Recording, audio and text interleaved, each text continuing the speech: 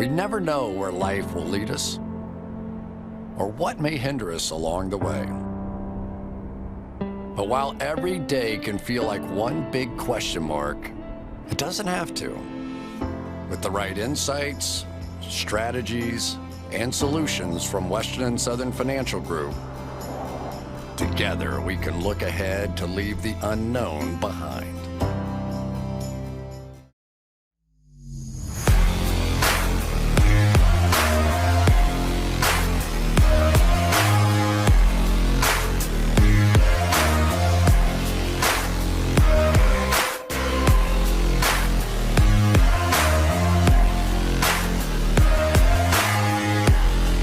Mike, we need to get right into it. We had a hell of a weekend. Columbus changed my life forever, I think. But we need to get into this NFL Week 1 preview. We didn't even get a chance to review Thursday Night Football Cowboys-Bucks, which I thought was one of the best games of the weekend. Honestly, people forget about the Thursday Night Football oftentimes on Sunday, but still a really, really good game. Bucks went into that game 8.5-point favorites. And as it got close to kickoff, they were 9-point favorites, almost 9.5 in some spots.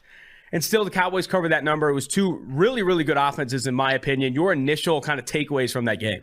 Yeah, so I think the matchup of the week in the NFC and the AFC, Cowboys-Bucks, Chiefs-Browns, did not disappoint. No. Like, both those teams came out and looked good. Like, looked like you would expect from, kind of how they were built heading into the season. Cowboys offense, Dak Prescott, like his arm, it didn't look like it was back. It is even the scary thing, if you're having to face the Cowboys the rest of the season, was his arm strength with whatever. He had the rotator cuff injury, and then obviously the coming back from his broken ankle.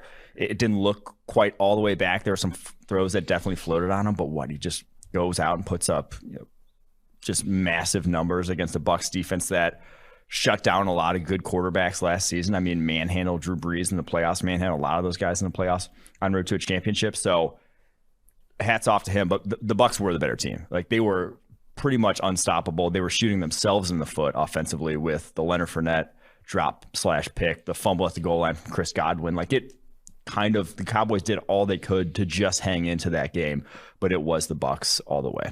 The Buccaneers far and away proved they're the best team in the NFL, in my opinion. Tom Brady, one of the best quarterbacks still. I'll say it. I think Tom Brady and the Tampa Bay Buccaneers are the best team in the NFL. Tom Brady, a 93.0 PFF grade in this game, looked phenomenal. Yeah, he had the pick, but it was obviously Leonard Fournette's fault. Fumble was on Chris Godwin. Fumble on Ronald Jones.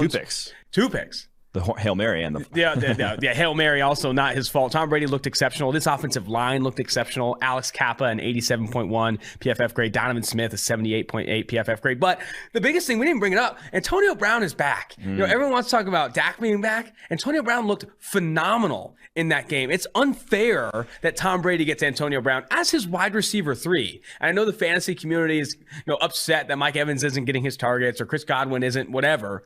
Antonio Brown might be the best receiver on this football team. Am I crazy to even think that? No, I don't think you're crazy. He was 3 years ago better than those guys. Like, he was the top 2 or 3 receiver in the NFL, pretty much unquestionably.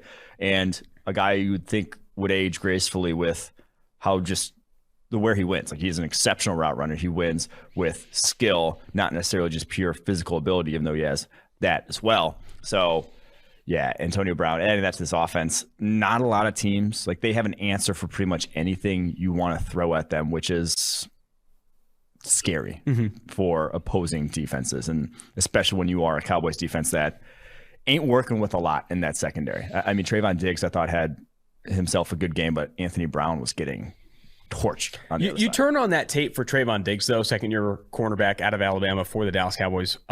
I think he's so physical, man. And going against Mike Evans, you often see, if you turn on the All-22 on his non-targets, just holding on for not for dear life, but like definitely leveraging some length and physicality. And that honestly helped him a ton. And it's a big reason why Mike Evans wasn't as targeted as much as he was, but also why he had himself a good game. I also thought Amari Cooper looked really good. He should be 18 targets, I think, in that game or something along those lines. Yeah. Played a really good game. Also, Tyron Smith, back. Yeah. 88.5 PFF pass blocking grade in this game. 0 pressures allowed on over 40 pass blocking snaps. Like a really, really impressive game for Tyron Smith. Let's jump to the defense side of the ball, though. One more comment on this. You tweeted this out. Vita Vea, best nose tackle in the NFL, took Tyler Biadasz to school. I don't know if Biadasz will ever turn on that tape again. 39.7 PFF grade, the center for the Dallas Cowboys. Not a good look for Biadasz, but a fantastic game for Vita Vea. Yeah, 80.2, pass rushing grade. He was, just physically. We said it when I did the draft over the offseason, the 10 players. I'm like, Vita Vea, compared to everyone else at nose tackle, is kind of in a tier of his own. And that's why I picked him, because it's like he has something that you're not going to get. He doesn't have a replaceable skill set, because he is a 3-down nose tackle that can legitimately push the pocket every single time when he wants to. And that's what you saw. Like he was the most impactful defensive player for the Bucs in that game. Got held on the play that got him into field goal range. The Cowboys could have been called. Held the play before that as well. So he is a monster. The guy I want to talk about, though, Micah Parsons, was getting shit on by everyone for the whatever, getting lost. The robot technique. Whatever. He looked good. I mean, he beat Tristan Wirfs in a one-on-one pass rushing rep. Probably his most impressive rep. Not easy to do if you were a talented defensive end in the NFL, let alone off-ball linebacker. Had multiple plays in coverage when he was like locked up in man coverage that looked good. He was very good, and it was kind of, if you were listening to Twitter and listening to the broadcast, you would not have thought as much. But going back and watching, he was very good at Rathgate. I thought Mike Parsons played well, 71.9 PFF grade. I also thought DeMarcus Lawrence, 96.3 run defense grade, going against Tristan Wirfs and throwing him around like a rag doll. Yeah, that forced fumble is a big play. I think a lot of people don't view DeMarcus Lawrence as one of the best edges in the NFL. I do think he stepped. Cowboys fans can't even shit on him. Cowboys fans I agree. No, I agree. Some people think he's overpaid, all these different things. He's one of the best defensive players on that team. Yeah. Something I also found interesting, Joe Tryon-Shoyinka, the rookie for Tampa Bay, 17. He was on for 17 passing snaps. Rushed the passer 12 times, was in coverage 5 times. I want him rushing the passer every single time. Micah Parsons rushed the passer more than Joe Tryon did in this game. So that's something else I'll look at. But let's go ahead and jump to this next game here. 1 o'clock slate. Jets, Panthers. Yes, I bet the Jets plus 5.5. Yes, they let me down. But an unfortunate game for me from a betting perspective. Let's start with Zach Wilson. Did not grade that well. They covered 5.5. Huh? They covered 5.5. Did they cover 5.5? Yeah. Oh, let's freaking go. It's 1914. Well, I crushed it. They didn't cover 4.5. I think it closed at 4.5 or somewhere close to 4.5. But Jets, I did get the 5.5 then. But let's start with Zach Wilson. Did not grade all that well. I think he'll be one of the lowest graded quarterbacks from week 1. I thought he looked really good from a clean pocket, specifically in the second half. This guy was dropping dimes. But under pressure, you saw him pressing a bit, some inaccuracy, some bad decisions. That's where the flaws showed up for me. Yeah, it was a very much look like a rookie. I'll just say that. I do think that you saw the talent. Like, you saw the big playability, some of the flashes. But also, it just kind of is, when it's pressure, where are your options? Where do you go to? Where's like my outlet? The getting to that, the sort of the comfort level with that just wasn't there with him. And that's why you saw 3 turnover plays in the day for him. So not ideal, but not going to start and hit the panic button if I'm a Jets fan whatsoever. It was just kind of this guy's a rookie, and you're going to have to live with games like that over the course of his rookie season. The bigger concern, honestly, is the Jets' offensive line. Yes. They had the second highest pressure rate allowed of any offensive line in football in week 1. Mekhi Becton goes down with, I think, what we saw is a sprained MCL, probably out multiple weeks. And this is going to be a tough go for this Jets offensive line. Elijah Vera Tucker got introduced to the NFL pretty nicely, a 40.6 pass blocking grade. Greg Van Roten, a 58.0 pass blocking grade. There was not a lot of... George Fant also really struggled. This is a very good Panthers defensive line headlined by Brian Burns. But if they're going to get beat down by the Panthers defensive line, I think Zach Wilson, who struggled under pressure, is going to be under pressure a lot in New York. Yeah, the Mekhi Becton injury is massive, and it looked pretty brutal on tape. Apparently, and like there were guys around him praying, whatever. Who knows? Didn't know exactly what the injury was going to be, but apparently it's not as serious. Like, he may not be out for the season, maybe just an MCL, and not anything worse than that, which would be obviously best case scenario with how bad it looked, because he really got rolled up on pretty bad. But with any time he is out, it's going to get ugly there. Like George Fant, man, left side there. It's just not the situation you want to be in when you're a rookie quarterback. And that Jets offensive line also showed up on run blocking. I think Jets running backs averaged the lowest yards before contact of any running back group in the NFL in week 1. You saw Ty Johnson, 4 carries, 15 yards. Michael Carter, 4 carries, 6 yards. Even Tevin Coleman, 9 carries, 24 yards. None averaging more than 4 yards per carry. This offensive line, we said it, I think before the season started, was going to be an Achilles heel for this team. And then you factor in a Mekhi Becton injury. This is going to be tough sledding for Zach Wilson and these Jets running backs. As for the other side of the ball, Sam Darnold, 24-35, 279, 1 touchdown, earned a 77-plus PFF grade in week 1. I thought it wasn't as good as that grade. I didn't see that good of a game from Sam Darnold, but still, it wasn't horrendous like Jets fans are used to. Yes. Now, only 19 points against the Jets defense.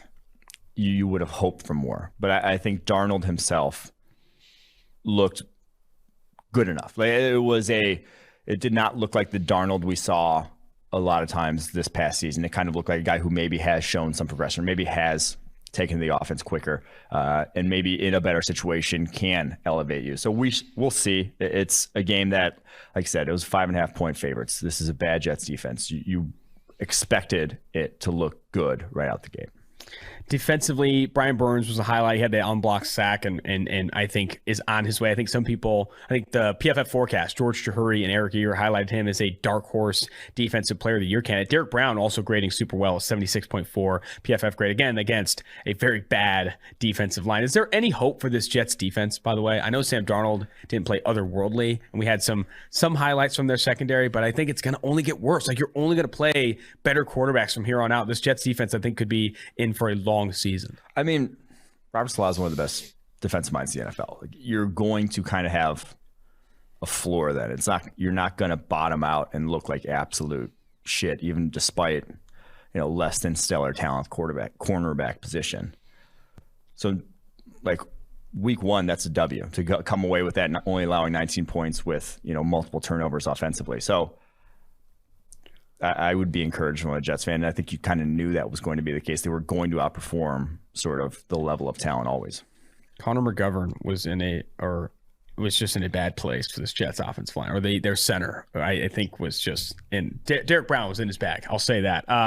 Moving now to the Steelers-Bills game. Steelers were 6.5 point dogs in this game.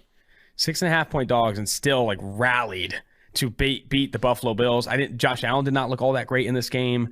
Steelers ended up winning this one. Sorry, score is eluding me here. 23-16 for the Pittsburgh Steelers. Big Ben did not play well either. That's the thing. This defense kind of rose to the occasion for the Steelers and showed up in a big way. Yeah, Alex Highsmith, I thought looked very good for a guy we identified as a breakout player, the Pittsburgh Steelers defensive end / outside linebacker, whatever you want to call him. I thought he was exceptional. And the fact that they just got Melvin Ingram for nothing, that Melvin Ingram was kind of on the scrap heap for people thinking he was washed up, to go to the Steelers defense, it was absurd. He was sending all 3 of those guys out, being able to send Melvin Ingram, TJ Watt, Alex Highsmith, who all look like plus pass rushers. Ingram in this game, 5 pressures on 35 pass rushing snaps, 78.3 pass rushing grade. It's like a solid-ish tackle duo. This defense is going to have the same teeth it did a year ago. I don't see, we talk about defense, being susceptible to regression. I don't necessarily see that because of how just the defensive line, when you're that dominant, it just changes. Cameron Hayward I think we charted him with 10 pressures on first review of this game. He was dominating. John Feliciano, one of the lowest graded players in this game, the Buffalo Bills guard, and also Deion Dawkins. You bring up Melvin Ingram. There's a play where Melvin Ingram goes an inside spin move on him. I don't even think Deion Dawkins touches him. That's how good. I mean, picking up Melvin Ingram for scraps when this defense is already super talented, specifically the defensive line, is going to be massive. TJ Watt, Cameron Hayward, Alex Highsmith, Melvin Ingram. They have a rotation there, even without Bud Dupree, that's going to raise the floor of this defense. And offensively, Big Ben, the lowest graded player on the Steelers offense. But still, when you have Deontay Johnson had some really good catches. Chase Claypool had that awesome catch down the right sideline. I think they have enough playmakers to, again, they beat a Buffalo Bills team on the road, a 6.5 point dog. So Josh Allen, 41.1% of his dropbacks under pressure. That's struggled. You're ever over 40%, you're just not going to be able to run your offense, basically. That's kind of the threshold for, because NFL average is right just above 30. You're over 40. You're that's just too much. It's too much for anyone, and you're not going to be able to. So I'm not going to say, oh, Josh Allen's back to the old Josh Allen. No, not by any means. He just got let down by his O-line. Yeah, I think that's a good thing to get ahead of. And I think when you're reviewing week 1 or even week 2, week 3 games, it's important to get ahead of some of these overreactions. Josh Allen, 24% of his passes charted as uncatchable, inaccurate, back to some of his old ways, but still under pressure a ton in this game. And if this offensive line plays like that, we might see the old Josh Allen, because he's not going to have enough clean pockets to really leverage what is a very talented offense and a very talented team. Don't overreact to this one. I think the Bills bounce back. They're going to play worse defensive lines than the Pittsburgh Steelers. On to the Seattle Seahawks, where I thought this game was close to start. I saw some flashes from Carson Wentz, but then Russell Wilson, Tyler Lockett really poured on to win this one pretty comfortably. Man, I just thought, and I said this in the pregame, I thought the Colts defense, the way they scheme it up, are uniquely qualified to limit those big plays. And in fact, it was the complete opposite. It was all big plays. No Xavier Rhodes in this game.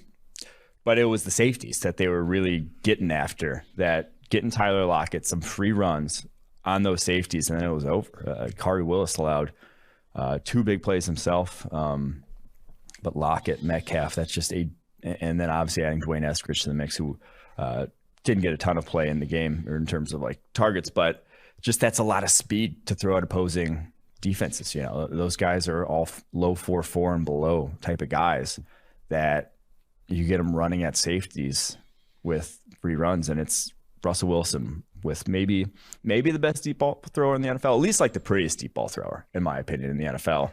That's a recipe for disaster. Russell Wilson, 18 of 23, 254, and 4 touchdowns in this game. And so many of them open deep down the football field. So many explosive plays for Russell Wilson, whereas Carson Wentz, 25 of 38, 251 with 2 touchdowns. That offensive line, I don't think played all that well either, specifically in the run game. Jonathan Taylor averaged 3.3 yards per carry. Naheem Hines, 3.8 yards per carry. They were getting bullied up front. They need Eric Fisher, tomorrow. Julian Davenport was one of the lowest grade tackles in the NFL. 8 pressures allowed in this game. And that's 8 pressures allowed against a Seahawks defensive end group that is now it's obviously improved. Alton Robinson, Darrell Taylor's back, guys who are kind of ascending players. It's not as dog shit as it was last year or the year before that, but it's still not this isn't you're facing Nick Bosa. This isn't you're facing Myles Garrett and you allowed 8 pressures. This is going to be bad. And with Carson Wentz back there, this was about as discouraging a start as you could see for a Colts fan, because Carson Wentz just looked like he was back in the shell. He's not attacking down the football field at all. The 2 most targeted players on the team were Jonathan Taylor and Naheem Hines. He was not targeting the wide receivers. That was kind of the issue as well, is does he have the playmakers on the outside to get it done? And Michael Pittman led their wide receivers with 3 targets. That's just not an encouraging start. And especially, like we said, this cornerback group for the Seahawks is going to be the worst you face all season. And for none of the wide receivers to really have a good day, I honestly think I'd be hitting panic button if I'm a Colts fan. We may have overassumed, or some people might have overestimated how much a step forward this receiving group was going to take. Zach Pascal, Michael Pittman Jr., and Paris Campbell. There's not a lot. I mean, they need to improve. And Michael Pittman, I thought, had a handful of good snags. Zach Pascal, the 2 touchdowns. But Paris Campbell, there's been so much hype around the former Ohio State receiver that we needed to show up. 3 targets, 1 reception, 24 yards. This skill group needs to play a lot better. And I'd throw Jonathan Taylor and Naheem Hines in the mix for them to actually be putting up points with good offenses like the Seattle Seahawks. Mm-hmm. That's, in my opinion, one of the bigger concerns. I will say, if you're a Seahawks fan, very encouraging start because the defensive line looked good. Thought that could be an issue. The guy, Brian Monet, I don't even know how you pronounce it. He looked like an impact type of player on that defensive line. On to the Arizona Cardinals. Former UDFA from Michigan. Go Blue. Yeah. On to the Arizona Cardinals, who were 3-point dogs on the road against Tennessee and absolutely boat raced the Tennessee Titans 38-13. Honestly, and so much of it was Kyler Murray just being a monster. 21 of 32, 289, 4 touchdowns and the pick. But I think had the second most big time throws of any quarterback this week behind Tom Brady.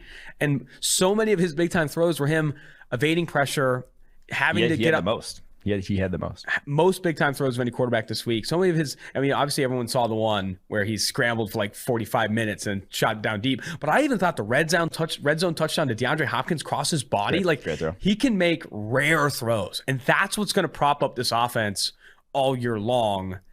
And it's so good that if they can continue to put performances like this, I think they can win games. But where's the inside of structure stuff? I didn't see a lot of inside of structure from Arizona. That was still the thing, was probably their three best plays, or like a couple of their best plays offensively.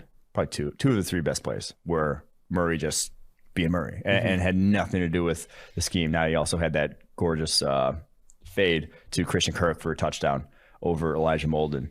But I do still think it's going to be a lot of it's just going to still fall on Murray's shoulders, and that is going to make you a little inconsistent, kind of like they were last season. The high end, you get a few of those, you're going to put up 38 points like they did. You don't, and you're going to go in the tank a little bit. So I still worry about that. But the more encouraging thing here was defense. Chandler Jones, J.J. Watt, impact lineman. Chandler Jones, 5 sacks, who was dominant in that game. So dominant that Taylor Lewan fucking like, I sucked. You kicked my ass. When you get an offensive lineman saying that after the game, you kicked their ass. Especially Taylor Lewan, who's a prideful dude. And the guy I want to highlight, though, is Isaiah Simmons. Looked like Isaiah Simmons. Now, the pick that he had was kind of tipped up, gimme pick, whatever, but also another pass breakup. Also, some plays in the run game that a key stop at the goal line. He had another play that looked like he was a legit linebacker now, legitimately seeing the game like a linebacker, unlike last season. And a lot of that pressure really saved what we've talked about a ton of a bad Arizona Cardinals secondary, specifically a very young one with Byron Murphy, Marco Wilson, etc. But they did not play all that horribly, I think, because Ryan Tannehill was under pressure consistently. Chandler Jones played a really good game. Obviously, J.J. Watt, even Marcus Golden got in on the fun. Nate Davis, the guard, was getting bullied all game long. Taylor Lewan did not play well. Two of the three lowest graded players for the Tennessee Titans were offensive linemen, Lewan and Nate Davis. That is a huge concern. The bigger concern for me, here's the stat, Mike. That's it. Remember I talked about Todd Downing? Uh-oh. Todd Downing I knew this ran the lowest number of play action passes we've ever seen in weeks 1 through 8 for a football team when he was with the Raiders in 2017. Yeah. The Tennessee Titans last year ranked first in the NFL in play action rate. Yep. This week, last. 11%. And you could talk about game script, you could talk about them trailing, all that stuff. This is their offense, though. It was. Their offense is play action pass. Yeah. To go from first to last. Mm-hmm. I know it's just 1 week sample size, and I know I'm kind of being a dick right now and overreacting, but still, the fact that this was highlighted as an area where Todd Downing has had previously failed, and he goes into this game, I don't think he called a good game. They were getting bullied left and right, and only put up, this is a game they were favored at home, and they only put up 10 points. It was the kind, like, with that personnel right now, they had too many, like, they were sending too many out. Like, you should have protected your tackles knowing they were overmatched and just sent out 2-man routes with Brown and Julio. More of that, more max protect than we saw. You just let your OTs and whatnot go one-on-one too often. You want to bring up Brown and Julio. Those two didn't have a target until, like, halfway through the second quarter. Like, what was your opening game script? What was the first 15 plays? If you're not targeting A.J. Brown, Julio Jones, that, again, is like, this drop-off from Arthur Smith to Todd Downing was the most under-discussed thing of the offseason. Well, Arthur Smith called himself a... We'll get to that game. Yeah. We'll get to that game. But talk to me about... Smith ruined quarterbacks left and right. I'm going to reel it back. I'm going to kind of connect these two. Okay. There are two teams. Indianapolis Colts, we just talked about. Tennessee Titans. Did anything you saw from week 1 affect your long-term outlook or preseason outlook on those teams? Indy, I guess I wasn't super high on Indy, but I'd be more worried about them than I would Tennessee. Really? Tennessee, I still think bounce back. You're still in a weak division. Indy, like, that's a defense that you should be able to take advantage of. What did you think of? I could see getting taken advantage of by Chandler Jones and J.J. Watt. Those guys do that to a lot of different teams. You're not going to be facing those guys every week, especially in, the AFC South. But getting taken advantage of by Alton Robinson, Carlos Dunlap, the guys that Seattle's throwing out there, Darrell Taylor, that's a little bit different. I think Eric Eager on PFF's NFL Live show, which streams live before the Sunday games every single week, made a really good comment in that the Colts have a very good roster, and they have drafted well. But their high-end talent is at low-value positions, like Darius Leonard, linebacker, Quentin Nelson guard, DeForest Buckner DT. Like they're the high value positions, corner, receiver, quarterback. They don't have high end. Like Jonathan Taylor is even one of the best running backs in the NFL. Yeah. Like that, I think, is the concern with the Indianapolis Colts. I think that showed up, obviously, on Sunday in that 16. Look, Kwity Paye looked good. I'll say Kwity Paye looked good. We'll see if he keeps developing. Love that. Love the small right moments. I still think the Tennessee Titans win the AFC South. I know the Houston Texans are the only team with a win in that division. We'll get to that game later. But I think the Titans still win the AFC South. But Todd Downing's better figure it out because he has too much talent to fail. Tannehill, Derrick Henry, Julio Jones, A.J. Brown. If you can't figure it out with those four, you're never going to figure it out. Austin Gayle versus Todd Downing. Rivalry we didn't know we needed. All right, on to the Chargers at football team. Chargers were 1-point dogs in this game, by the way. 1-point dogs against Ryan Fitzpatrick and the Washington football team. And we called it. They go in and ball out. They go in and absolutely ball out. It's easy to have week one reactions to games. Yeah. Overreactions, I mean. If there's any take I'm more confident in, there isn't a take I'm more confident in than that the Chargers are legit this year. I think the Chargers are actually legit. Yeah. Justin Herbert, a top 5 graded passer this week, specifically from a clean pocket, top 6. Yeah. The red zone interception was disgusting. It was a poor display of inaccuracy, and it was picked. But outside of that, this guy is putting great touch on the ball, super accurate with the football, especially from a clean pocket. And this offensive line allowed the lowest pressure rate of any team in the NFL this week against the Washington football team defense, which everyone calls the best defense in the NFL.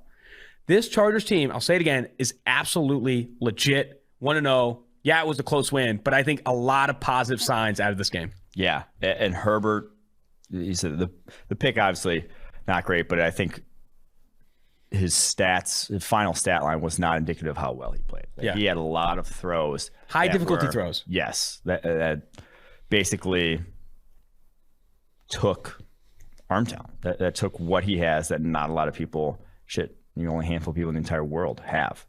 And that was a tough defense. 20 points, whatever. Doesn't sound great on paper, but that was a dogfight to put up what he did. Took an effort that a lot of other quarterbacks would have crumbled against a defense like that. I do think Justin Herbert I don't foresee a massive regression in coming from him, especially with how good that offensive line looked. Left tackle, Rashawn Slater, the realest of deals right out the gate. 84.7 PFF grade for Justin Herbert. And that was on the road, Mike. I know we talked about fans in the stands and these things. He looked really good, really composed that entire game. And it's easy to look composed behind what was an otherworldly performance by their offensive line. They only allowed pressure, I think, on 12% of his dropbacks. 6 pressure dropbacks on 49. That's insane. That's insane. Against that defensive line? Ridiculous. Big shout out to Rashawn Slater, who looked phenomenal in this game, and others as well. I mean, this offensive line, I think, actually is figuring it out, and against a very good defense. So Chargers coming out of this one looking really, really legit. It was the tale of two tackles. Yeah. Really. I mean, the Chargers had Rashawn Slater, who, what do you allow? 2 pressures all day. And the football team had Sam Cosmi, who literally had to be propped up with the tight end chip block every time, or else he was going to lose against Joey Bosa. 6 pressures. He ran into a buzzsaw. In the ugliest of ways, those pressures. I mean, and that kind of was the difference. That's one of them got Ryan Fitzpatrick hurt. And that was Sam Cosmi's second lowest graded rookie offensive lineman this week. Joey Bosa was a standout, 91.0 pass rusher grade. He was going against Sam Cosmi, a rookie. He fell into it. But the bigger thing here is Derwin James, 90.0 PFF grade in this game. Looked really, really good on the defense side of the ball. Kenneth Murray looked improved, 75.0 PFF grade for him. Asante Samuel Jr. on the outside did not look completely exposed like we've seen from rookie cornerbacks in previous, specifically last year. A lot is coming together for the Chargers. A lot is coming together, and I'm pretty hyped up. I said the reason, what would I say? What was on the preview show? What did I call it? The biggest... I don't know what reason that one team's going to win over the other. What did I call it on the show? I can't remember. Right. But Derwin James was the reason I highlighted for the Chargers. Wow. And he came in because he's the best safety in the fucking NFL. And he looked like it that day. What about your long-term outlook for the Washington football team? Ryan Fitzpatrick battling a hip injury. Taylor Heineke's looking like he'll start in Washington for at least the next few weeks. I don't know how long he's out with that hip injury. I don't know how big of a downgrade that is. Yeah. I think this Washington football team was always going to be average to slightly below average at quarterback.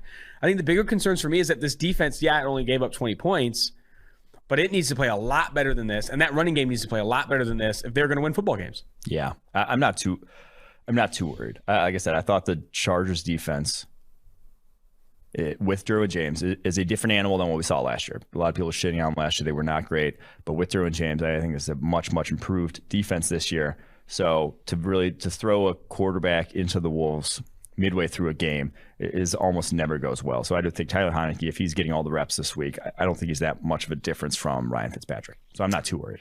Before we get to the big win, upset win at home, Cincinnati Bengals over the Minnesota Vikings, hometown Bengals, I got to bring you our best friends, good friends at DraftKings. Week 1 may be over, but the season's just getting started at DraftKings Sportsbook, an official sports betting partner of the NFL. To kick off Week 2, DraftKings is giving new customers $200 in free bets instantly when they bet $1 on any football game. Listen up, because you don't want to miss this. Head to DraftKings Sportsbook app now and place a bet of $1 on any Week 2 game and receive $200 in free bets instantly. If Sportsbook is not yet available in your state, DraftKings still has huge cash prizes up for grabs all season long with their daily fantasy contests. DraftKings is giving all new customers a free shot at $1 million in total prizes with their first deposit. Download DraftKings Sportsbook app now and use promo code PFF to receive $200 in free bets when you place a $1 bet on any football game. That's promo code PFF this week at DraftKings Sportsbook, an official sports betting partner of the NFL. Must be 21 years or older in New Jersey, Indiana, or Pennsylvania only. New customers only. Minimum $5 deposit, $1 required,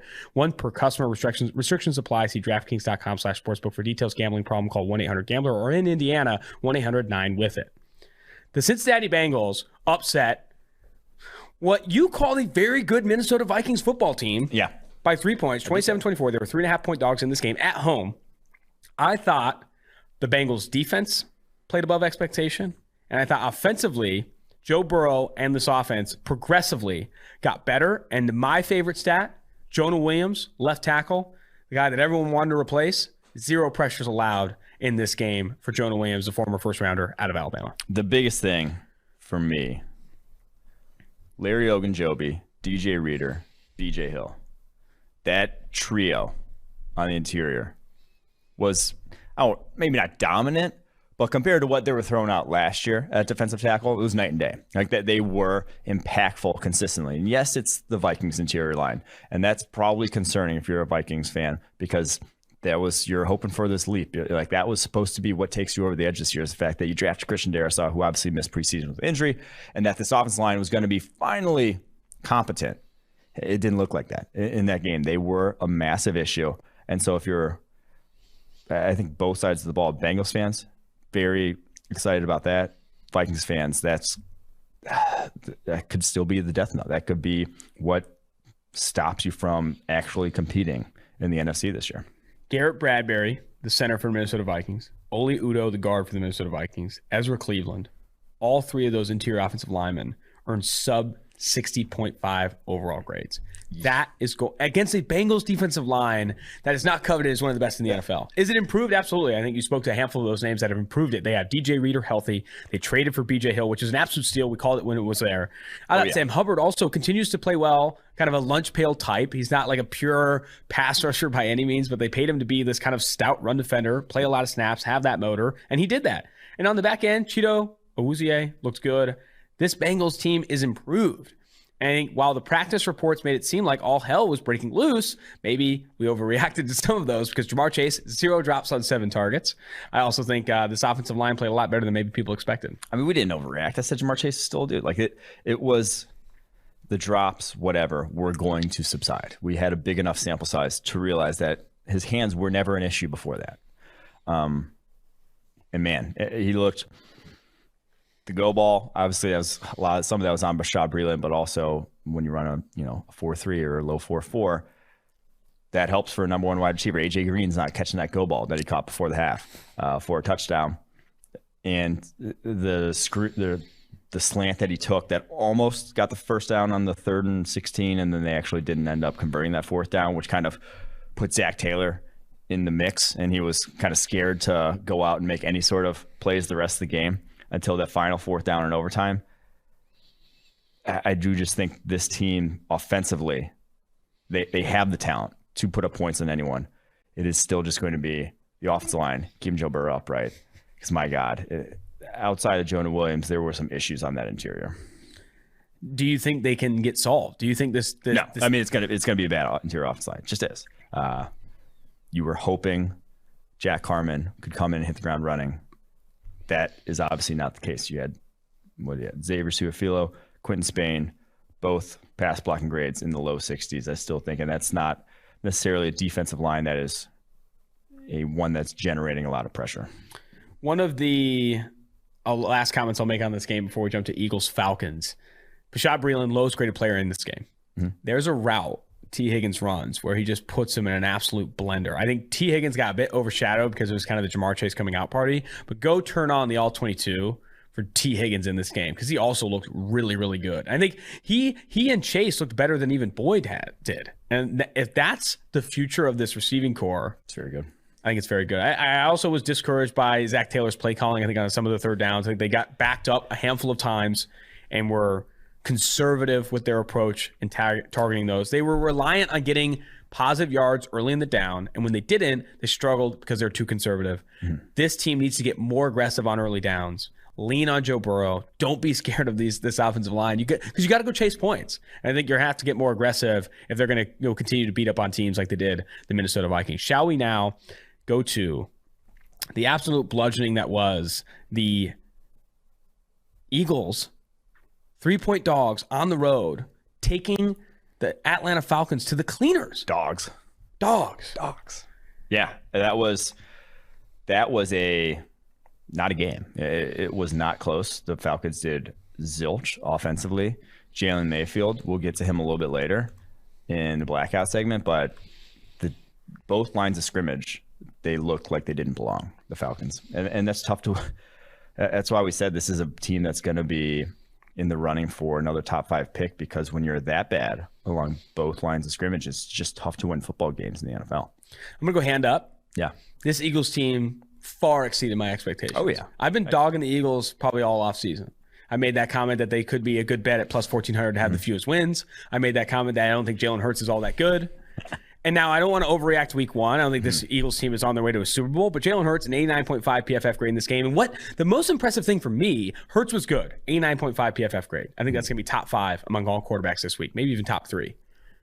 But Nick Sirianni in this sideline put him in such a good position to succeed. 71% of his targets were to receivers with a step or more separation, consistently creating open throws down the football for Jalen Reagor. And now, how many of those throws were down the field? Not a lot. 3.6 average depth to target, lowest of any quarterback this week.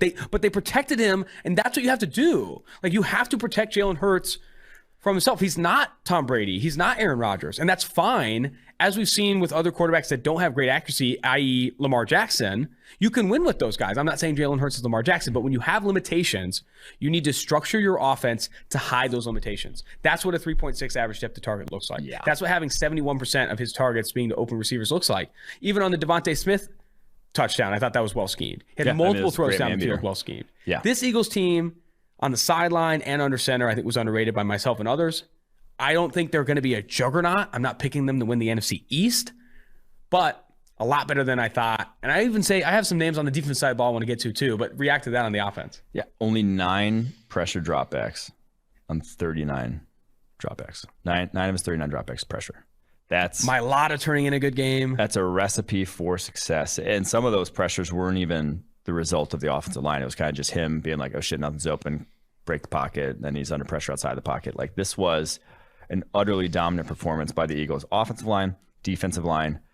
And like I said, to put up the numbers he did, 27 to 35, 264 yards with 3 touchdowns, and to only have an average depth of target of 3.6 yards on the football field, to have like the ease of what it was, is hats off to Nick Sirianni. Like, yes. I do think the biggest thing that I didn't quite expect the Eagles was that Jalen Reagor, Devontae Smith looking like legit playmakers right out the gate. Like, I was a little worried about this receiving core, how it was going to, like, how stack up kind of in the grand scheme of things. Were they going to be able to get open, create separation? Obviously, because Devontae Smith just being a rookie, that sort of thing. no, I think like these guys are for real. It's a different type of Eagles receiving core than we've seen in years past. But I love that they're using Jalen Reagor near the line of scrimmage now. Yeah, getting the ball in his hands. Just getting the ball in his hands. 42 of his 49 yards came after the catch, 1.2 average at the target, and that's fine. Like, he is explosive with the ball in his hands. On his touchdown, I was like, who the hell? I thought it was Kez Watkins, the speedster out of Southern Miss. No, it's Jalen Reagor. He looked really good. Obviously, Devontae Smith kind of got schemed open on his touchdown, but still a strong game for him. Defensively, this is where I wanted to go. Javon Hargrave ate Jalen Mayfield's lunch, and I think he might even eaten his mom's lunch. Like, he had multiple lunches in that game, highest graded player on the defense side of the ball in this game, and it wasn't even close. Like, there was not a single play where Hargrave was not wreaking havoc on the interior, and I think that's a big reason why this Falcons offense didn't get off the ground. Like, interior pressure at the volume Hargrave had it was absurd. Yeah. So much that Matt Ryan was never comfortable. They could not target the football down the field. This was a standout performance from the Eagles defensive line. It starts with Hargrave. Josh Sweat played a good game. Cornerbacks played. I mean, this Eagles defense also exceeded expectations. Falcons they're in trouble. The panic button. You talked to me about overconfident in the Chargers. I am now very, very low on the Falcons. This did not look good. They didn't have a single starter grade above 61.5 defensively. That's as bad as it gets. That's just, you were not out there ready to play. And we said it. Like, this defense lacks talent at every single level except linebacker, which is probably the place where you can afford to not have the talent. Like, you needed it along the defensive line. You need it at the cornerback position. And right now, it's just not the case.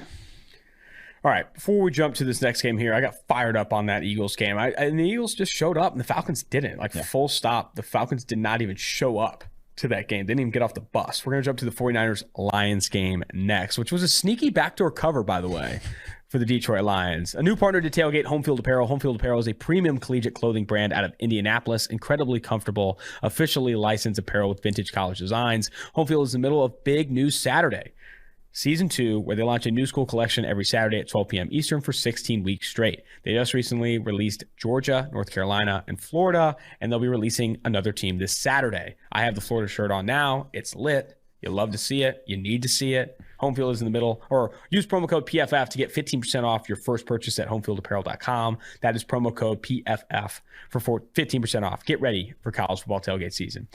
Niners-Lions. This should have been a boat race, and it was. I think they snuck back into this game.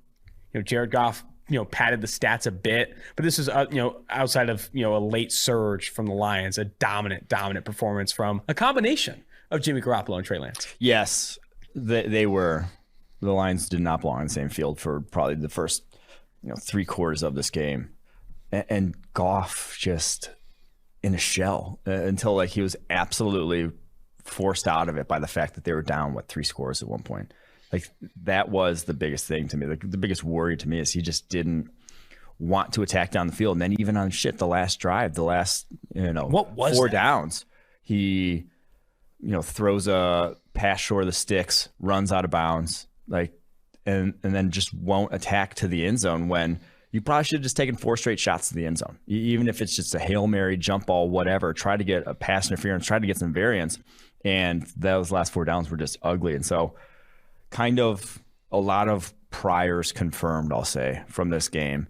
Even if the Lions do end up covering, they just were not a team that belonged in the same field. For the 49ers, Deebo Samuel, 9 receptions from 12 targets for 189 yards and a TD. I think he averaged over 7 yards per route, Mike, which that's small sample size. You don't really That'd see be a that. record. You don't really see that a lot in single games, though. He was out there balling. What was also interesting, 26 snaps played for Brandon Ayuk. Yeah, what's going on there? No targets. What was that? He wasn't even targeted in this game, but the fantasy community was ready to light people on fire. George Chahuri had Brandon Ayuk, I think, in his fantasy team, was livid. Was he going 3 rounds before Tebow? Brandon was. This was supposed to be his, he was supposed to be the guy, the focal point. Wasn't even close. So that one's odd, but obviously I think 49ers are still, that's a good problem to have, as many mouths to feed as they do. And Elijah Mitchell looked really good, the rookie. We talked about him as one of the best athletes in the running back class. I think just they in terms of continue pure to chase spark athletes. score, he was the highest of any of the running backs testing wise in this draft and looked explosive in that offense. So that offense plays with athletes. That is what it requires, because it gets them the ball in space at a level that other offense coordinators cannot. That's basically Kyle Shanahan's bread and butter. But I will say, opposite side of the ball, Lions. Reason for encouragement, Penei Sewell looks good at left tackle. Yeah. Surprise. The position he's plays, his whole career, looked actually good at. But then Jeffrey Okudah, Achilles injury, done for the year. That's... Can we talk about Okudah So for a little bit? Sure. I've never coached. I coached for 1 year in high school, coached football. I was also studying to be a teacher. So there's an area of my expertise in providing feedback. Screaming, do your job in the face of a player 7 times. I don't know. And again, whatever. I'm probably going to get roasted for this because this is how coaching should be. You can be aggressive and loud while also providing constructional feedback. Do your job 7 times is not constructional feedback. You need to, what does he need to actually do better? Because it's obviously, his job. Well, obviously it didn't work because the very next play he gave up a fucking touchdown to Deebo Samuel. Just completely battered his confidence in front of his peers with no constructional feedback. And I think he was talking back, and some people speculated that, but there were probably better ways to go about improving Jeffrey Okudah, and I don't know if it's screaming 7, do your jobs at him. I just don't know. Maybe it is, maybe it isn't. I don't know, though. It was a good video. It was a great video. I tweeted out, if you haven't seen the video, go to my Twitter. I tweeted out the video of the coach, his position coach, literally screaming, do your job at him 7 times. Aubrey Pleasant, is that who it is? And I think I would have liked to see some more specifics on how he can improve. And I think he would too. Because he has not improved and he has really struggled. And now, a year after one of the worst debut seasons for a first-round corner, is now going to miss his entire second season with a ruptured Achilles, coming off of an absolute roasting, both on the field and on the sideline. Tough start for Jeffrey Okudah. Yeah. Oh, yeah. Other names to highlight on the defense side of the ball. Man, Jason Verrett, that sucks. Torn ACL is absolutely brutal for the San Francisco 49ers. It was already a bad secondary. The cornerback room specifically is not all that talented. It means you're going to see a lot of snaps from Diamador Lenoir, rookie out of Oregon. You're going to see an increased workload for Dante Johnson, another corner for the San Francisco 49ers. That's scary. And the Detroit Lions, again, in garbage time, put up a lot of points, but other offenses will put up points earlier in these games if they don't shore up that secondary. I think that's a concern for me. Oh, dude, Jason Verrett. It's just, I want to know what his ligaments are made out of. They're just like tissue paper. It's so bad. You go to his injury page on Draft Sharks. I don't know if you've ever been there. I've never been to Draft Sharks. Where it's got like basically any time he's been listed on a injury report or had something, he's got like 15 things since he's gotten in the NFL. Nice. It's just one after the other with him that, man, at some point it's like, dude, you're going to want to play with your kids. You're going to want to not be the guy at a barbecue down holding his knee when you're trying to play in the backyard or something like that's just, you feel for the guy because he's one of the most talented cornerbacks in the NFL. I bet you he would be a damn good coach. I bet you he'd be a very, very good coach. Yeah. Because he is can't stay healthy. Technically sound. He's obviously very gifted athletically, but to be a small corner like he is, you have to be kind of all in on technique and improving in that area. I think he would be a very good coach. I hope if he does, obviously I hope he plays again, whatever. But if he doesn't play again, I hope he lands a coaching job because I think he would be specifically talented for that. We didn't even mention the fucking coolest play in this game. Did you see Trent Williams throwing a Fatou Melifonwu down to the garbage out of the truck? It was another really, really exciting game. Trent Williams, I think, was the highest graded player in this game. Continues to be an absolute phenomenal signing for the San Francisco 49ers. One of the best left tackles in the NFL, coming off last year as the highest grade tackle in the NFL. We're on to an unfortunate debut for the New England Patriots with an L against Tua Tagovailoa and the Miami Dolphins. They end up winning this game as dogs. Another dog, by the way. I thought Tua Tagovailoa, too, did not even look all that great in this game. No. Some inaccurate balls. The pick was a brutal pick. It was a brutal pick. I wanted to see more signs of life from Tua Tagovailoa. Yeah, and that's it's not a defensive line that was, he's talked about the Achilles heel for this offense going to be your pass protection. Your offensive line looks pretty abysmal on paper, but this wasn't a defensive line that you really, really worried about it. You think you should still be able to run your offense, but man, 2 turnover-worthy plays in that game. That one pick was just, I don't know where he was going with it, rolling out of the pocket, kind of snuck by here. A win that you leave that stadium as a Dolphin and you're like, okay, we got one there. We got away with one because the second half they looked like the worst side for sure, but then the fumble right at the end ends up sneaking away. But I kind of said it like this defense was a lot to throw at a rookie quarterback in Mac Jones. You didn't think the Patriots would have a ton of offensive success, but I thought Mac Jones looked good. Like, of all the rookie quarterbacks outside of that early play. Yeah. You see the one where he threw this pass behind him and then into the turf. It got recovered by the Patriots. Yes, that was Aaron Brooks-Zian. Aaron Brooks-esque. But he bounced back from that. That one was, it'll be on some highlight reels or low light reels for years to come. Maybe a not top 10 or two. But Mac Jones, like 4 big time throws in that game. The wheel route he threw to James White was absolutely gorgeous. The seam route he threw to, I think it was Nelson Aguilar, who I kept mistaking for N'Keal Harry, because N'Keal Harry switched to number 1. Now Nelson Aguilar's 15. So I was like, oh, man, N'Keal Harry making plays. No, it was Nelson Aguilar. But yeah, I thought Mac Jones, for as difficult a matchup as he had, to come away with finishes with a 78.3 overall grade. It's not a matter of if, I don't think, for the Patriots, and if he's the guy. It's when. And it wasn't like a complete clean sheet from the Patriots offensive line either. He saw some pressure and handled it well. Trent Brown got hurt in that one. So I think what I found is it's the accuracy. Like, he's one of the most accurate quarterbacks from week 1. Now, I talked about that Hurts stat. 71% of his receivers were open by a step or more. He had the highest receivers open. 82% of his targets were to wide open or wide open receivers, which again comes like, that's decision making, but also he's hitting all those guys because he's so accurate. When you create open throws for Mac Jones, and his were significantly further down the field on average compared to Jalen Hurts, you're gonna be able to put together a successful offense. I think the Patriots have things to shore up on both sides of the ball, but still, encouraging signs from Mac Jones is probably the biggest thing you need if you're going to be all that competitive this year. Shall we get to probably the game of the best game on Sunday? Browns Chiefs. The Cleveland Browns came out in this game like a fucking cannonball. They shot out and were 22 balling. points through 3 drives. Average what? More than 7 points per drive? Yeah. And they went for 2 on the opening drive. I was like, I was ready to get a Baker Mayfield tattoo or a Stefanski or something. 4th down conversion, then 2 points, and it was just like, whoa. They came in hot. Hit them hard. But then down the stretch, Baker, clutch gene, does he have it? Stop. Do we know if he has the clutch gene or Maybe not? he doesn't. Skip Bayless is talking about it right now. We should talk about it.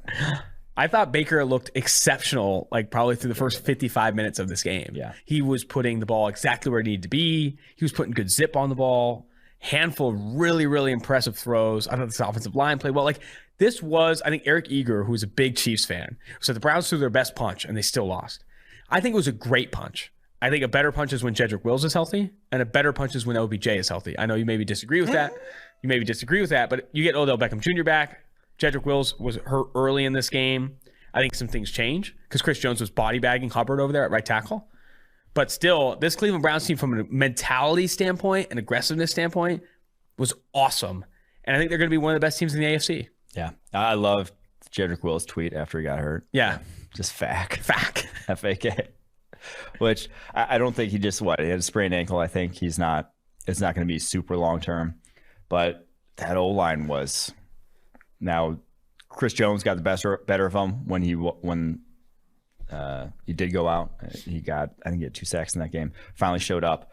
But everyone else along that defensive line was getting manhandled. So O-line's still going to be the best, or top 3-ish at worst, in the NFL this upcoming season. I am stoked for this Browns team. I think it's easy to say the Browns are the Browns, but this team has, Myles Garrett was putting Orlando Brown Jr. in a casket. 5 pressures allowed in this game, most of his career in a single game. Yeah. And I think you said this during where we're watching together upstairs. He is finding out very quickly that Patrick Mahomes is not Lamar Jackson. And there are 2-way goes against him along the defensive line. And Myles Garrett is a monster. And he's wearing number 57, which I don't think helps. That number's ugly. I mean, Orlando Brown Jr., a rude awakening to the Chiefs. Yeah, I mean, you're facing, for my money, the best defensive end in the NFL. So it's not going to get Take it with a grain of salt. Yeah, it's not going to get much harder than what he just had to do. It was a baptism. It was trial by fire there. But it's also going to be, if you traded a first round for him thinking you were getting, Trent Williams, or thinking you were getting a guy who was going to lock down the left side and not have to worry about it, I just think we're sorely mistaken at the time, and are going to continue to be sorely mistaken. It's not going to be that, because it's just, his game was suited ideally for the Ravens offense. He is not the most fleet of foot left tackle in the NFL. He is going to struggle with speed at times. And the more you're putting him on that island, the more he has to face speed. like in the Chiefs offense compared to the Ravens offense, you're just going to see a guy not pass protect nearly as well as you thought he was going to, or how he did a season ago. Browns were 5.5-point dogs in this game, ended up covering that number, lose 29-33. I think there are still, like, you come out of this game, a lot of positive. I thought the usage of Anthony Schwartz was interesting. He was targeted early and often in that game, showed off a lot of speed. Again, this offensive line, two of their highest graded players were Joel Bitonio and Jack Conklin. But you look on the other side of the ball, it's the big three, and it's always going to be like Patrick Mahomes, Tyreek Hill, and Travis Kelce were the team's three highest graded players on offense. They just had they just couldn't guard them. If you can't guard those guys, you're going to struggle. Like any defense in the NFL, Myles Garrett included, and this Browns defense, who on paper I think should be one of the best ones in the NFL, is going to struggle because those guys are fucking cheat codes. And that's what's going to lead them to being the favorite to win in the AFC and potentially the favorite to win the Super Bowl down the road. It was really comical. So Tyreek Hill goes for 197. Kelce goes for 76. The rest of their receivers and tight ends went for 37 yards. Yikes. Like it's those two. It is those two. And if you don't have a plan to stop them, which I'm not sure there really is a plan to stop them, but that is what you're going to have to do if you're going to beat the Chiefs. I'm gonna let you sit on this ad read before we get to the game of the weekend, your favorite game of the weekend. I know what you're saying here, but yeah. In these uncertain times, life is full of questions. Like, when should I start thinking about life insurance? But however difficult these questions may be, Western Southern can help you answer them. Backed by over 130 years of experience, together, we can look ahead to leave the unknown behind. Western Southern Finance Group, life insurance, retirement, and investments. Should Aaron Rodgers be looking for life insurance, retirement, and investments? One of the lowest graded quarterbacks this week, Aaron Rodgers, by the way, behind an offensive line that did not allow a lot of pressure. Like, this was not a good look for Aaron Rodgers. Zen Rodgers against the Saints defense that, I think exceeded expectations. Before getting hurt, Marshawn Lattimore looked really good. But still, to only put up, 3 points in this game? 3 points against the New Orleans Saints? That was horrendous. 43.3 overall grade for Aaron Rodgers. It was the worst. I can remember him playing in since like 2015. It was like I think the only time he threw a football was to that boat when he was in the Tahoe maybe Pro-Am. That was the only time I think he threw a football off season. It looked like that. Like no one came ready to play. And I was joking that's why you get a 17th game this year. You get one game off. But that was like they took a game off. Nothing. If you're looking for a redeeming quality for if you're a Packers fan, being like silver lining, whatever, like the only thing is maybe an individual performances that you could, like Elgton Jenkins looked very good at left tackle. He allowed one pressure, but there was nothing about defensively. Kevin King still looks like an absolute liability as your second cornerback. Offensively, they still somehow go in the tank for no reason. And they're just, I don't know. It was bad. There's no good takeaways. Other side of the ball, though, a lot of good takeaways for the Saints. I do think Elgton Jenkins, a 91.6 run blocking grade too. Like, he had a phenomenal week one at left tackle for the Green Bay Packers. Probably the only one who's coming out of there with his head held high. A big struggle. That's your left tackle of the future, though. Yeah. That guy's that you're not putting that guy back. Maybe a back guard once Bakhtiari is healthy, but he has to be at tackle. I do think for offense, let's go to the Saints offense. Is Jameis Winston legit? Does Jameis Winston make the New Orleans Saints more competitive than maybe we thought?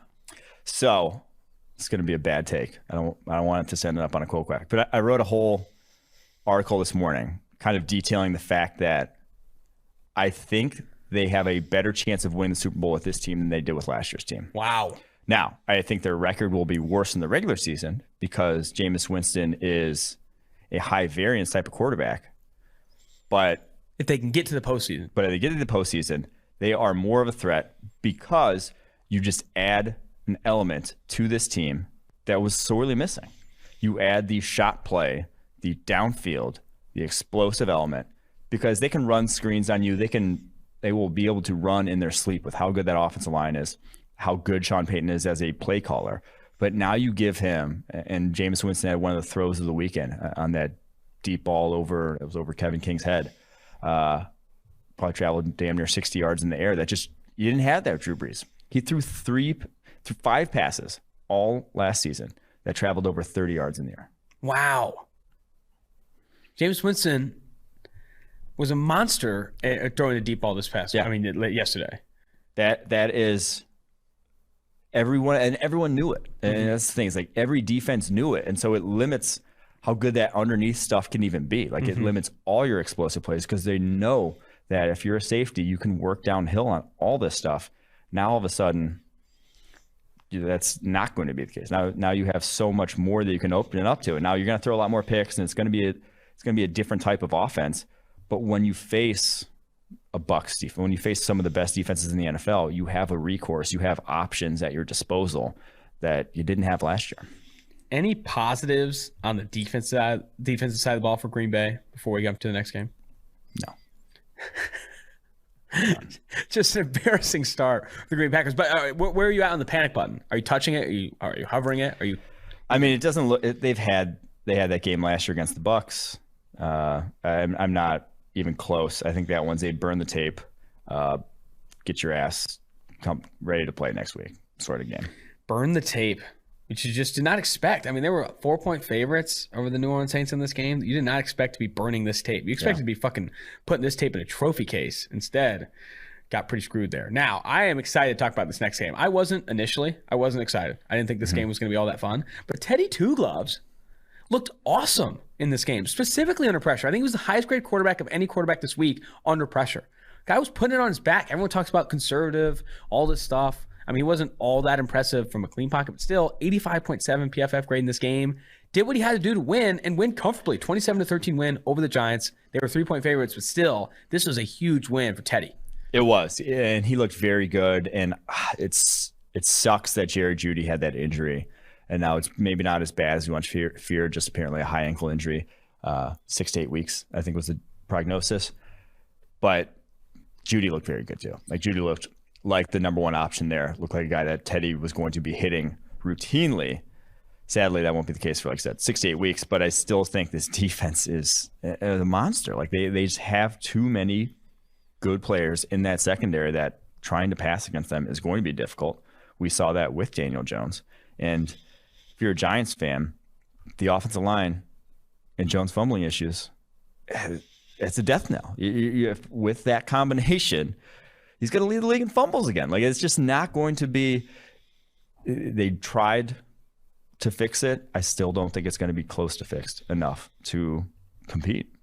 Daniel Jones, 49 combined fumbles and interceptions since entering the NFL, the most of any quarterback in the NFL. For offense on Denver's side, it's all roses. Win a big game, 27-13. Lloyd Cushenberry, one of the lowest grade offensive players in this game. Do we see Quinn Miners earlier than expected? Possibly. I mean, Lloyd Cushenberry did not have a good year last year. Started off this game poorly. And Melvin Gordon had that, 70-yard touchdown run, I think it was what it was. But before that, neither running back was averaging more than 4 yards per carry. They were struggling to get yards before contact. This offensive line, from a run blocking perspective, I think could improve. And Lloyd Cushenberry at the center of it all, maybe Quinn Miners, the rookie out of Wisconsin Whitewater, sees some time earlier than expected. On defense, for the Giants, a highlight, Logan Ryan had that sick-ass forced fumble and recovery. He was a big highlight for them. And defensively, like their defensive line, again, against this Broncos offensive line, Leonard Williams, Austin Johnson, Dexter Lawrence were all eating on the interior. It just wasn't enough because, again, Daniel Jones played okay and then had a costly turnover that ultimately cost him this game. I think that's the story of Daniel Jones' career.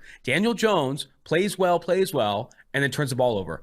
At what rate? The highest fucking rate in the NFL. Like literally, because a lot of people, I think you'll see Giants fans or Giants commenters, people commenting on the Giants say he's good. He just always has that kind of one or two mistakes. When they're turnovers, bro, that's bad. Like that's ultimately going to cost you, and it's why he's graded kind of middling throughout his career. And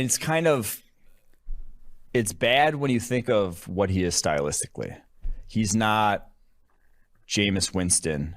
He's not tacking down the football field. He's making these turnovers, and he's also kind of a Drew Brees-esque quarterback where he's kind of dinking and dunking, or like you're Tom Brady-esque, or like in that mold where you got to play efficient, perfect football. Like when you play that style of football, you can't make mistakes. Like you have to sustain drives. You can't miss throws when you are only targeting shorter underneath routes for the majority of your pass attempts. When you are kind of an explosive downfield passer, you can make mistakes with football. You can put the ball in harm's way. You can miss a few because when you hit them, they're big plays and you still put points on the board. But with the way Daniel Jones plays football, you can't afford the pressure they're putting on him, and you can't afford to give the ball to the other team as much as they do. on to the Sunday night affair, which was fantastic to watch. Not a game. Not a game. It's fantastic to watch. What? It's fantastic watching The Office. Chris Collinsworth on the call, working with George Shuri and the Sunday night crew here at PFF. Sorry, it was a good time. It was not a fantastic game to watch. Andy Dalton started at quarterback for the Bears. Okay, that's always going to be a concern. For the Rams, I thought Matthew Stafford did exactly what they wanted him to. Wanted to open up the deep parts of the football field on play action, and fucking dude, this guy uncorked it like that. And people are like, I don't. Not people are like, but those shot plays matter, man. If you can hit those deep open throws down the field, it is a monster win for this offense because it's not something they had with Jared Goff. Yeah.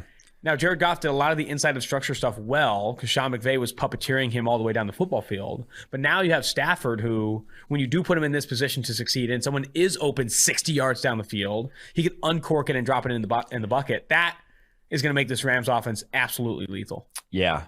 So 8 underdogs win over the course of the weekend so far. It's win outright. Mm-hmm. So a lot of kind of surprising things happened this weekend. This game was a very much confirmed every prior sort of like, this was not a surprise. This was exactly what everyone sort of billed it as going in. This offense with Andy Dalton was going to look like a fucking train wreck. And the Bears' tackle depth is bad. Yeah, it was going to be one of the most unappealing offenses to watch in the NFL. Whereas on the opposite side of the ball, you have no cornerbacks. You cut your cornerback one, and all of a sudden your pass defense looks like shit. I wonder why that's the case. And Matthew Stafford can do everything Jared Goff does with a little extra mustard on top, with a little more of those downfield passes, with just a little level of playmaking ability that Jared Goff never brought to the table, and that was exactly what we saw in this one. So this one pretty much was the as expected game of the week. We have some people hanging banners for this Rams team. Are you sprinting to do the same? I think a lot of people are Super Bowl. They're immediately Super Bowl contenders. Immediately this like big juggernaut team in the NFC. No. Are you sprinting to that podium? I'm not. I think it's a difficult division. It's a difficult conference. I mean, shit. Like you're gonna have to go through a lot of talented teams, but I do think just health. Like I said, stay healthy. Yeah, they should be if not the West champion, at least a wild card. I feel bad for the Bears, man. I don't think this Bears team's going to be good. They're not. Their tackles, Jason Peters got hurt early, and still, some of their lowest graded players were Cody Whitehair, Sam Mustipher, and James Daniels. They're 3 interior offensive linemen. You're facing Aaron Donald. There's a big reason for that. But also. I still feel that there's not a lot of reasons for hope for this Bears team. There's not. I mean, and he's on this. No, the one reason for hope is on the fucking sideline. And he comes in for a couple games as like a gadget player, like some circus clown. But like, it's hilarious because it's just like his freshman year at Georgia, like we're trying to get him some snaps so he doesn't transfer, but we're going to play the guy who's the incumbent, who really gives us no sort of chance of actually competing for a real deal national championship. Like he's not going to win us games, so maybe he won't lose us games either. I'm going to say this, and Chris brought this up on the broadcast about who gives you the best opportunity to win football games. Everything that matters with Justin Fields when he's playing is what are the Bears front office expectations. If their expectations are to win week 2, you play Justin Fields. If your expectations are to put Justin Fields in the best position to succeed with this team long term, I do think playing Andy Dalton might be better because we've talked about developing bad habits. We've talked about this offensive line is down to its like 4th-string offensive tackle. Yeah. Like developing bad habits for a quarterback can happen when you play behind a awful offensive line. That's exactly what the Chicago Bears have. Yeah. Like I'm not clamoring for Fields to start.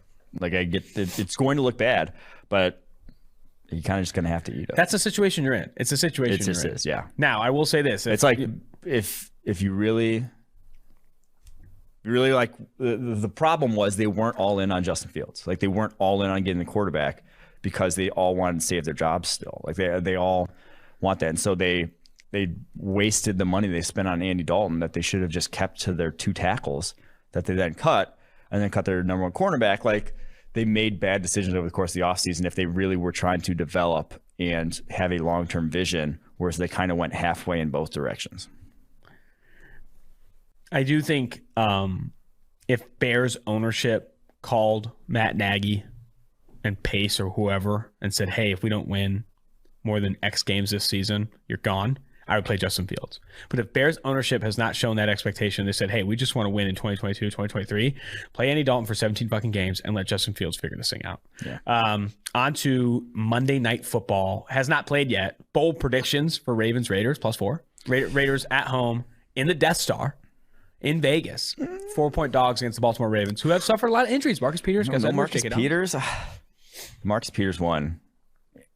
Really, that kind of got buried because everyone's thinking fantasy when Edwards went down, and everyone's like, "Oh, the fantasy implications." So that one obviously got more play, but the Peters one's far more impactful for them long term. And going up against a Raiders team that has some weapons, at least like Henry Ruggs is someone that needs to be accounted for with that speed. I think it'll be a little closer than I initially thought, but I still think the Ravens win. I think the Ravens win. I do also think they cover. I think this Raiders defense is not going to play well against a very, very good Baltimore Ravens team. All right, on to our closing segments here on the Tailgate podcast. Appreciate you working with us through that NFL Week 1 slate. We have our fun to read. It really was like system overload when we had the Thursday night game, but you had no meaningful football for 9 months, and then all of a sudden we're in the office with the Octobox on the seat, and it's like, oh my God, there's 6 games. What do I watch? What's going on? It was there's a lot. A big play here, and I miss a big play there. It was overload for a little bit. I had to get my bearings straight. It was tough. I mean, hard life for us here at PFF, man. We had our fun to read segment, our fun to watch. Cake your pants moment of the weekend, rookie of the week, blackout of the week, and then our tailgate highlights from Columbus. Let's start with our fun to read. Our big friend, our best friend, Robert Griffin III. This was during the Cowboys game that they almost won, by the way. Yeah. They might as well go ahead and trade Ezekiel Elliott to the Ravens. He'd get more than 4 carries in the first half. Yikes. Emmanuel Acho replied and said big facts. When you're getting Emmanuel Acho reply and saying big facts to you, you're probably going to end up on fun to read. We know our brand. Our brand, yeah. I do think that Ezekiel Elliott might get more than 4 carries on the Ravens, but the amount of touches Ezekiel Elliott or the amount of carries that Elliott got in that game was not the reason the Cowboys precisely lost the amount they should have. Yes. When your tackles are pass protecting at the level they were, which was basically damn near lights out with Lyle Collins and Tyron Smith, it behooves you to pass every single time with those wide receivers. If you're going to have time with those wide receivers, get the ball to them. Don't be wasting your time trying to roll at Vita Vea. And they were having success. Through the air. Like, I know throwing 50-plus times a game is not ideal, especially for a quarterback coming off injury, but that was keeping them in the game, like, single-handedly. If they ran the football more behind that interior offensive line while Vita Vea was, like, eating people alive, Ezekiel Elliott would have averaged, like, 1 yards per carry, and they probably wouldn't even score more than 10 points. Anyway, fun to watch. We got a lot here. A lot of people on the fun to watch. Arif Hassan had a good take on RG3, or a good take. Yeah, he had a take on RG3 that was worthwhile. He said his whole feed is just connecting random ideas with strings of words, arbitrary strings of words. I love that. RG3 has a lot of. He's got a lot of fun to reads. Joe Thomas on the fun to watch. Former Cleveland Browns offensive tackle, now an analyst, I believe. Rashawn Slater has been excellent today. He's smooth and fun to watch. Very true. Add him to the fun to watch board, baby. Absolutely true. Matt Harrison at Explosive Output. Say what you want about Kirk Cousins' ability or value. No, this is a real tweet. Say what you want about Kirk Cousins' ability or value, but he's not a fun player to watch play football. It's like watching vanilla ice cream cone melt. Wow. There you go. We had an anti-fun to watch. I like that. Someone who's actually not fun to watch. Our Kirk first Cousins, one. I would first argue, one of those. I'd agree he's not fun to watch. Not fun to watch, Kirk Cousins. Not fun to watch. Last one here from Brendan Deeg. Jalen Hurts, so damn fun to watch. What a performance. 721 likes. Fuck. So add it to the list. We got Rashawn Slater, Jalen Hurts, now along with Wan'Dale Robinson, Minnesota's run game, Georgia's punt team, Jordan Love's high-end plays. I love Jordan Love's high-end plays. And Tyler Huntley. We're putting together an all-star fun to watch. Jordan Love's high-end plays is easily my favorite of that group. All right, cake your pants moment of the weekend. We actually caked our pants collectively on the drive back from Columbus watching this tape. Yeah. It was I got 2 cake my pants moments, and they were both in Columbus? No. The Sam Howell had one of the best throws maybe I've ever seen on a go ball. Yeah, he's playing Austin P, but he put it, I did the math, 63 yards from line of release to line where it was caught, 18 yards from the hash he threw it on to the lateral distance that the receiver caught it. I don't even know how to describe that one. Did the little Pythagorean theorem there. 65.5 yards. That comes out. A squared plus B squared equals C squared. Yes. C squared was C squared there. 65.5. C is 65.5 yards. Wow. And it was a go ball to, breadbasket. It was not really open. It was a perfect throw. It was about as perfect throw as you'll see, and 65.5 yards down the football field. That was a pants caker. And the other one was the Florida State losing to Jacksonville State. Yes. Oh my God. Not even on a Hail Mary. What was it, like damn near 70 yards? And it was just like a regular corner route that Florida State decided, like they thought they were going to go into field goal range, and all of a sudden, 2 missed tackles later, game was over. Yeah. And Florida State guy is proposing to his girlfriend because That was my bonus pants caker. This Yeah. guy proposed to his girlfriend on the football field while Jacksonville State was celebrating a dub after fucking that Hail Mary thing. Like that. Pick another game. And now I know it's Florida State. You might not win another game, but dude, pick another game. Pick another game. I know he's got the ring in his back pocket. plans got to change. You have to. You have to. You have to be able to adjust. It's an adjustment league. That explains why Florida State lost. They can't make adjustments. Would you ever propose, if you were a football player, would you ever propose to your girlfriend after a game, after a dub? Sure, if it's like a big win. Mm-hmm. Yeah, that'd be cool. And then you just never propose, But you you never can't get that big win. You legit. It's got not in the time. cards. You got time, buddy. If you're worried about her leaving, and they're not being able to propose in time, it probably wasn't going to work out to begin with. So I'd argue that's probably the reason they lost, because that guy was baked. He just baked in that he needed that win. He's he probably stressing went, all about it. He's thinking he probably about it all went up day. to the defense and like, guys, I need you to pull through on this big Hail Mary here because I'm about to propose to my girl. And they're like, get a little extra pressure, and they faded. They absolutely faded. Rookie of the week, 7 targets, 0 drops. Cincinnati Bengals. He wears number 1. Lives in Quinn City. Jamar Chase. 6 catches, 101 yards. He was what we thought he was going to be before he dropped 4 straight passes in the preseason. And we again said it was never going to be a big deal. He probably kind of made a little bit bigger deal by saying some stuff that got taken a little bit out of context about the stripes. I don't think it got took out of context. I think it just got highlighted too heavily. It just got overblown. Like it was a factual statement that, combined with the fact that he was playing like ass, sometimes when you give a reason for why you're playing like ass, people get mad. But Jamar Chase, he is who we thought he was. I also think Penei Sewell needs an honorable mention. Coming in, playing left tackle after playing right tackle all camp, and then showing up and playing well. I think, and especially he was getting scrutinized. He was getting bullied. Yeah. Blackout of the week. What do they do? What do the Lions do? Do they keep him at left tackle and say, hey, Taylor Decker, I know we pay you a lot of money, but move Taylor to right.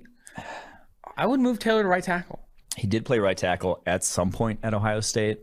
That was probably 6 or so years ago.